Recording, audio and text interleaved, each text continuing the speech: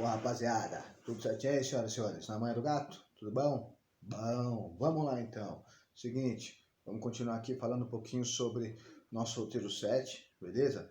Hoje a gente vai falar continuar falando, né, sobre a chegada dos europeus à América, mas a gente vai entender essa chegada dos europeus à América, tá bom? Depois a gente vai ver se foi uma chegada, se foi uma invasão, se foi um encontro, mas isso são cenas de um próximo capítulo, calma. Então, roteiro 7, não esqueça, já vai pegando seu roteiro 7, já vê as páginas que você precisa abrir no livro, por favor. Enquanto você faz isso, eu vou dando aquele lembrete básico. Não esqueçam de colocar o nome, sobrenome, a turma no grupo do Facebook, firmeza? Não é para colocar o nome no YouTube ou orelha seca. Então, vamos lá, vamos trabalhando, porque hoje o assunto é esse aqui, ó, as grandes navegações, beleza? Claro, né? A expansão marítima europeia. A gente está falando dos europeus. Aí você pode perguntar, mas eu não sou europeu.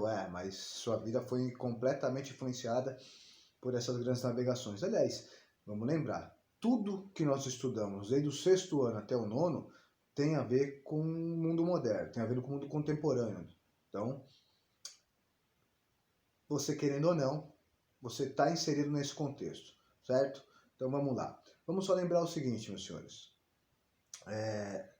A gente, quando falar de grandes navegações, a gente está falando do momento em que há uma disputa pelo mercado de especiarias na Europa, certo?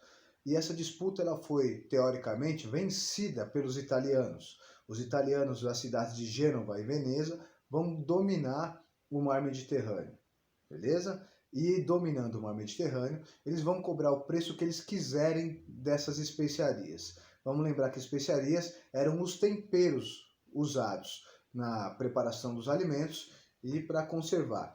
Esses temperos, a maioria, vinha do Oriente, da região da Ásia, ou, se você preferir, você vai achar também outros materiais. Eles vão chamar essa região do Oriente, Ásia, de Índias, beleza? Então tá. E algumas burguesias, alguns comerciantes não estavam satisfeitos com esse domínio do mercado do Mediterrâneo feito pelos italianos, né? Os italianos, como dominavam esse comércio, eles vão cobrar o preço que eles quiserem, vão cobrar o pedágio que eles quiserem, e algumas burguesias, alguns comerciantes de outras regiões estão muito insatisfeitos porque querem ganhar mais dinheiro. E tinham duas regiões onde as burguesias, os comerciantes estavam muito insatisfeitos, beleza? Nós temos aqui, ó, região de Portugal e depois a região da Espanha. Só que a região de Portugal e Espanha, aqui vocês estão vendo com outros nomes. Então aqui, ó, você já tem a formação de Portugal, mas aqui você ainda não tem a formação da Espanha, que depois vai juntar esses reinos aqui. O reino de Leão e Castela, Navarra e Aragão, juntos, em uma parte eles vão perder ali, mas juntos vão formar o que hoje a gente conhece como Espanha, beleza? Tá bom. Só que Portugal se forma antes disso. Bom, nós temos algumas explicações. Primeiro, Portugal, se você dá uma olhada aqui nesse mapa, ele já se forma como um país, como um reino. Então, enquanto os outros países ainda estão em formação, a gente vai ter em Portugal já uma formação de um Estado, beleza? Um governo, como se fosse um país moderno hoje, beleza? Então a gente está vendo aqui Portugal, onde vai ser Espanha. Essa região aqui de Granada não tem nada a ver com aquela bomba que você taca no camarada. Isso aqui, região de Granada, era a região onde os muçulmanos, os islâmicos dominaram, e eles têm uma influência muito grande. Para quem gosta de futebol, por exemplo, a região de Barcelona está aqui, ó, e foi muito influenciado pela cultura muçulmana, beleza? Tudo bem? Aí vem a pergunta, por que essa expansão marítima ocorreu em Portugal e Espanha? Porque lá nós reuníamos algumas condições para que ela ocorresse. Em Portugal, a primeira coisa vocês já viram, Portugal foi o primeiro país da Europa a se formar como governo, como reino. Houve uma união entre burguesia e rei. Por que houve uma união entre burguesia e rei? Porque a região de Leão e Castela, eles vão tentar invadir Portugal durante um tempo. E o rei português só conseguiu expulsar essa molecada de Leão e Castela que tentou invadir Portugal com a ajuda da burguesia. A burguesia entrou com financiamento, entrou com grana, e aí o rei português consegue expulsar os invasores. E é óbvio, se ele teve a ajuda da burguesia, dos comerciantes, com a grana, ele vai precisar também governar para os burgueses a partir de agora. E é isso que ele vai fazer. Ele vai começar a tentar ajudar a burguesia portuguesa a desenvolver ainda mais o seu comércio, beleza? Vai investir em pesquisas, por incrível que pareça, e uma das regiões que mais ajuda Portugal, então além da união entre burguesia e rei em Portugal, a gente vai ter também uma região conhecida como Sagres. É uma cidade, na verdade, Sagres, que cria uma escola de navegação. E nessa escola de navegação, muita coisa é desenvolvida, certo? A escola de Sagres, você está vendo aqui uma representação feita do que era a região de Sagres. Bom, se você der uma olhada, você vê aí, ó, litoral, beleza? Então você tem as embarcações ali. Você tem aqui dois tipos de embarcações que são desenvolvidas durante esse período do século XV na região de Sagres. Sagres é uma cidade da região Sagres é uma região do litoral, uma cidade da região do litoral português, beleza? Então lá você tem já uma cultura de navegação, eles já viviam da pesca, e isso vai ajudar demais Sagres a desenvolver algumas técnicas novas, aliás, a experimentar técnicas novas, certo? Bom, você está vendo aqui dois tipos de embarcações que são desenvolvidas, a caravela e a nau. A gente vai falar sobre isso daqui a pouco. Nau é um tipo de barco maior. Aqui você está vendo a molecada trabalhando num relógio de sol que tem até hoje na cidade de Sagres. Quando você for lá para a cidade de Sagres, você vai ver esse relógio. É só pegar o busão aí, beleza? Areão, Sagres, passa aí 3h30 da madrugada. Você está vendo um tiozinho aqui trocando ideia, como se fosse um professor para essa rapaziada, certo? Mais velho. Ele está com um mapa na mão. Ele tem também uma espécie de um mapa mundi, digamos assim, que não é, mas atrás dele. Por quê? Porque eles começam a pensar numa coisinha. Quem trabalhava no mar percebia algumas coisas e já tinham a ideia de que o mundo poderia ser essa coisinha aqui, o planeta Terra, beleza? Aquela coisa do planeta plano já começa a ser questionada, beleza? E hoje a gente sabe, né, tem certeza de que os planetas que nós temos aqui na nossa Via Láctea têm forma arredondada, né? Espero que os senhores compreendam isso. Bom, então a Escola de Sagres vai ajudar. A Escola de Sagres é uma cidade portuguesa. Então Sagres é uma cidade portuguesa e lá tinha uma escola de navegação, beleza? Eles vão desenvolver muitas técnicas novas. Só que também vão adaptar algumas coisas que eles já conheciam de outros locais. Bom, aqui você está vendo uma pintura da região da época do século XIV, XV, e aí você vê um navegador, um estudioso, tentando desenvolver uma coisinha, estudando. Você vê várias referências aqui com relação a, olha aqui, o planeta, ele fazendo cálculos, estudando. Você vai ver aqui um monte de instrumentos que eles vão começar a usar na navegação. E aí tem uma questão diferente. Eles vão tentar sair daquela coisa de navegar sempre olhando para o céu, usando as estrelas. Eles vão tentar agora navegar de outra forma, utilizando coisas mais seguras para navegação, para se localizar durante essas viagens, beleza? E uma das coisas que vai ser mais importante nesse período é uma invenção chinesa, que foi adaptada, foi trazida para a Europa por um outro navegador. E esse navegador, ele traz lá da China, então, esse instrumento aqui, uma bússola. Você já deve ter visto uma bússola, ou já sabe o que é. Essa bússola vai ser usada pelos europeus, principalmente pelos portugueses, por uma coisa básica, saber onde fica o norte, né? Você sabendo para que lado fica o norte, você consegue se localizar e saber para que lado você precisa navegar para chegar ao seu destino, ao seu objetivo. Beleza? Então a gente vai ter o acréscimo da bússola como um instrumento de navegação. Pelos europeus, é óbvio, né? Porque os chineses já usavam isso com frequência. Você tem também o maior desenvolvimento dos mapas Então, você vai ter mapas mais detalhados, mapas mais precisos e, é claro, né, vão ajudar demais nessa questão de para onde navegar, como navegar, calcular tempo de viagem, tudo isso, porque era necessário, né? Vou viajar 2 semanas, quanto de comida eu levo, quanto de água eu levo, que é importante também, né? A água do mar é salgada, ela não ajuda a você matar a sede, pelo contrário, ela te dá mais sede.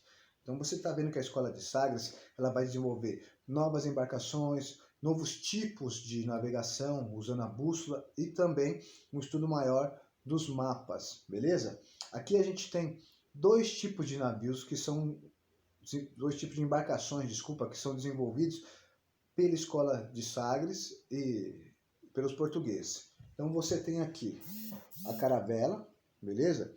Aqui, como diz o texto, em 1440 ela vai ser desenvolvida, mais ou menos, e ela vai ser usada muito para levar mercadorias. E aqui você tem uma nau 47 anos depois da caravela, beleza? E ela é um pouquinho maior. E aí ela vai ser muito utilizada mesmo pelos portugueses para fazer o comércio.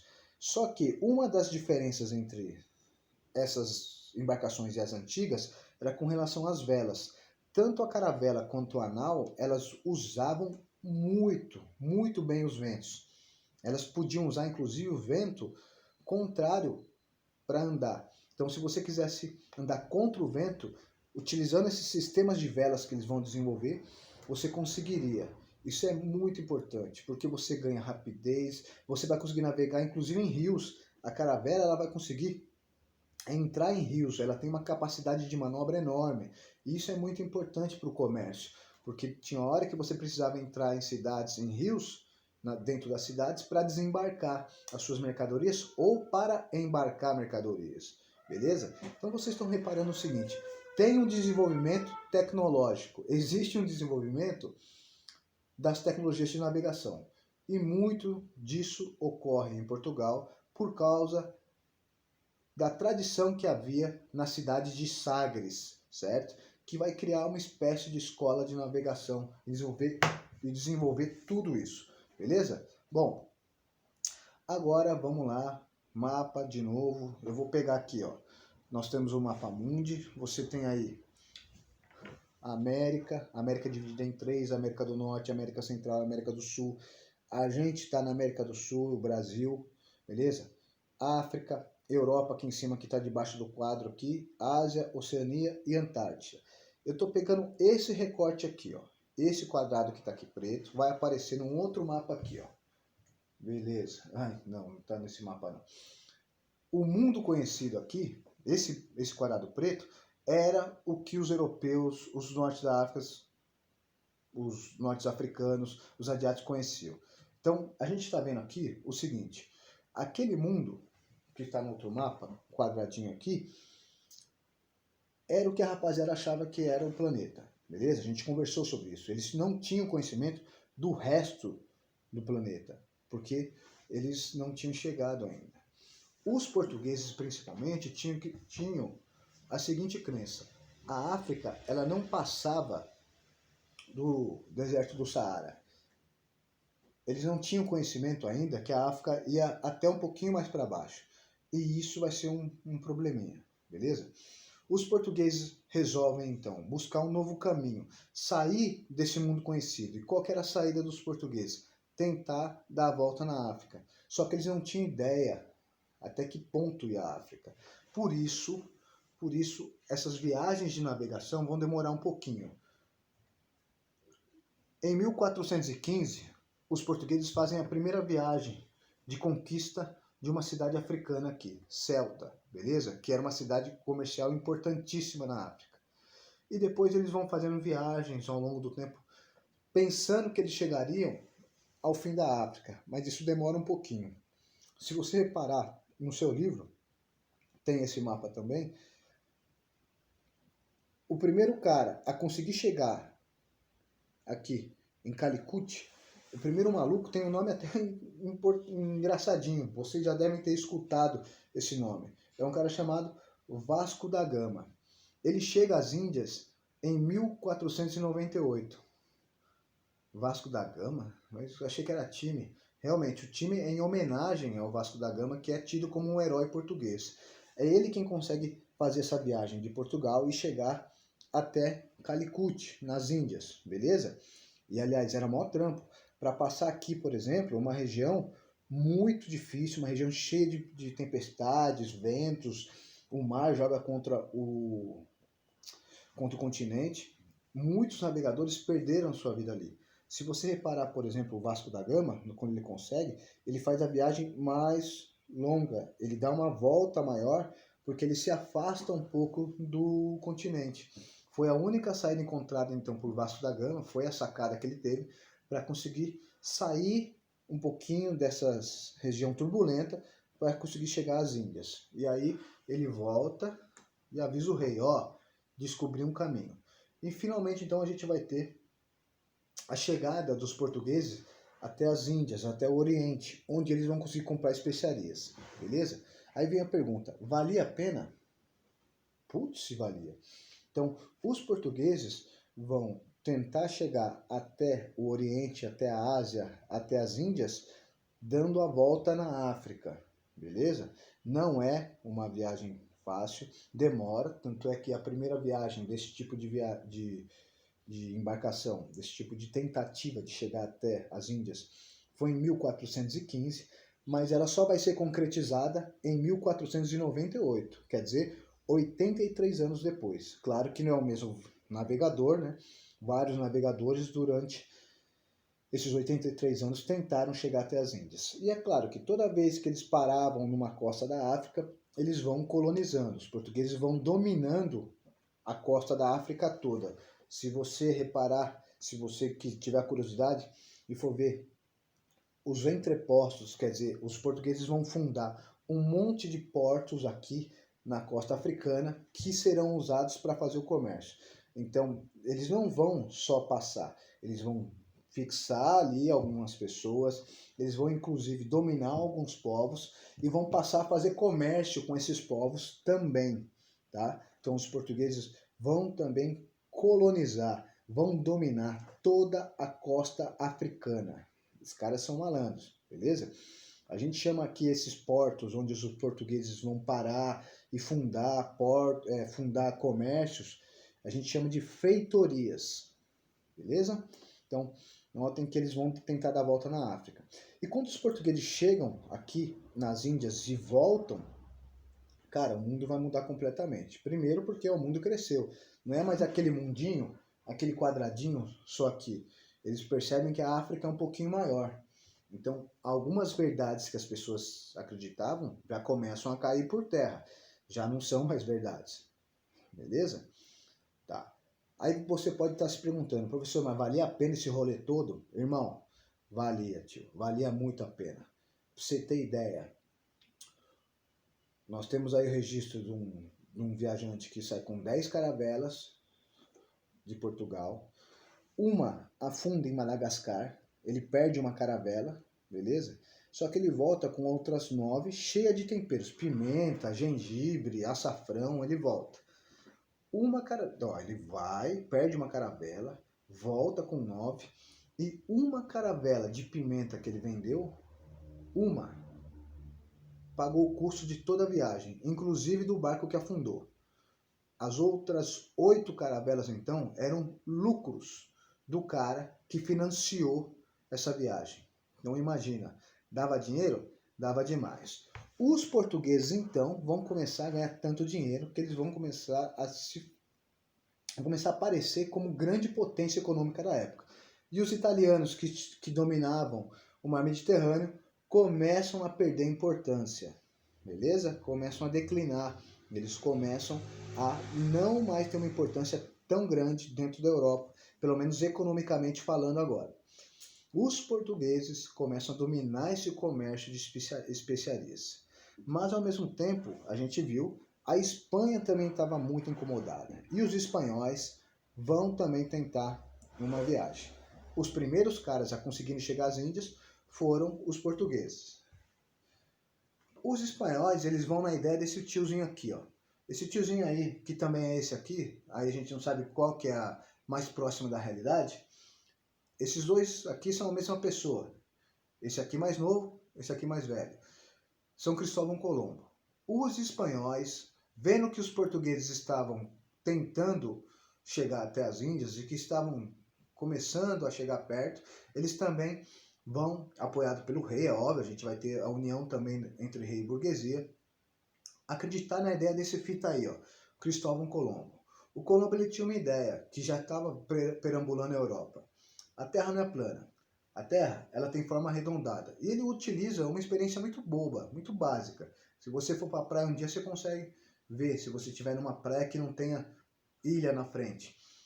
Ele vai utilizar uma experiência onde você fica olhando para a linha do horizonte, uma embarcação vai indo, vai indo, vai indo, e de repente ela some.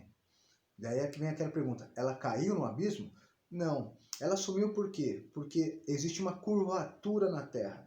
E ela, como está navegando em direção ao horizonte, uma hora essa curvatura começa a acontecer e o barco, a embarcação, vai desaparecer. Mas se ela der meia volta, ela vai começar a reaparecer na linha do horizonte. O que acontece aqui? Você vê a embarcação quando está próxima, ela está maior, ela vai ficando pequena, pequena, pequena, até sumir, ela desaparecer na linha do horizonte, beleza? Isso não quer dizer que ela caiu, simplesmente ela continuou pela curvatura da Terra, beleza? Esta é a experiência muito boba, muito simples, que Colombo usou para tentar convencer algumas pessoas de que havia uma curvatura na Terra. E se havia uma curvatura, essa curva, claro, ela vai fazer com que a Terra tenha forma arredondada. Beleza? Ah, professor, hoje eu estou vendo na internet algumas coisas sobre terraplanismo. Meus senhores, a ciência prova que a Terra tem forma arredondada, né? Forma de professor de história. Você acha que não, você vai ter que provar. Mas tem que provar mesmo, não adianta só com teorias, eu nunca saí de casa e provei que a Terra é plana. Não, você vai ter que sair de casa, você vai ter que ir pro espaço, fotografar a Terra plana de lá. Não adianta chegar na internet e falar, olha, eu estudei na internet que a Terra é plana. A ciência não se faz dessa forma, é um pouquinho mais complicada, tá bom? O Colombo, então, acreditando que a Terra era redonda, o que ele imaginou? Bom, se eu sair da Espanha aqui e a Terra for redonda, eu vou dar a volta e vou chegar onde? Nas Índias, beleza? Ele só tinha um probleminha, a ideia dele não estava totalmente errada. Ele desconhecia que o mundo era um pouquinho maior, que tinha um pedacinho de terra entre a Europa e as Índias, que é a América, beleza? Ele então vai organizar uma viagem com três embarcações. Essas 3 embarcações vão sair cheias de, claro, de pessoas que acreditam que Colombo estava certo. Ele prevê mais ou menos umas 3 semanas para chegar nas Índias, navegando, acreditando que a Terra é redonda e que ele daria a volta para chegar nas Índias, beleza? O problema é que ele não tinha tanta certeza assim não. E aí, essa viagem que era para demorar 3 semanas vai durar quase 2 meses. A tripulação já estava maluca, queria matar ele, queria dar um couro nele. E ele vai fazer essa viagem aqui. Ele vai sair da Espanha, vai seguir em linha reta, certo? E vai chegar aqui na América Central, numa ilha, beleza? Quando ele chega aqui, ele acha que ele chegou nas Índias. Por isso, ele vai chamar, desculpa, a população que ele encontra de índios. Então, como ele achou que chegou nas Índias, ele chama essa molecada de índios. É um erro, então, né? O nome dado aos índios, né, o termo usado para essa população, não é um termo adequado, mas já é usado. Bom, aqui a gente tem algumas representações da chegada de Colombo à América. Ele conseguiu chegar à América achando que tinha chegado às Índias. Depois, é um outro cara que vai descobrir que isso aqui não é as Índias, é um senhor chamado Américo Vespúcio. O Colombo ele morre achando que tinha chegado às Índias, beleza? E quando ele chega aqui, é óbvio, ele vai vai explorar a região, vai ver o que tem para comercializar, se tem ouro, se não tem. Então a gente tem aqui uma representação de uma pintura do Colombo e a sua tripulação, ó, as 3 naus, chegando à América. Notem que eles estão todos vestidos de forma formal. Claro que não viajavam assim, né? A gente vai ver trecho de um vídeo depois para ver como que eles andavam nas embarcações. Mas se você notar aqui, a gente tem um indígena já visualizando a chegada. O Colombo ele vai encontrar os índios um pouquinho mais para frente, beleza?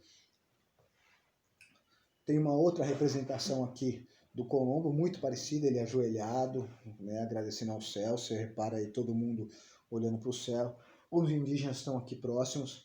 Essa representação já não é tão real assim, porque o Colombo ele vai encontrar os indígenas, na verdade, no meio da mata, não no litoral.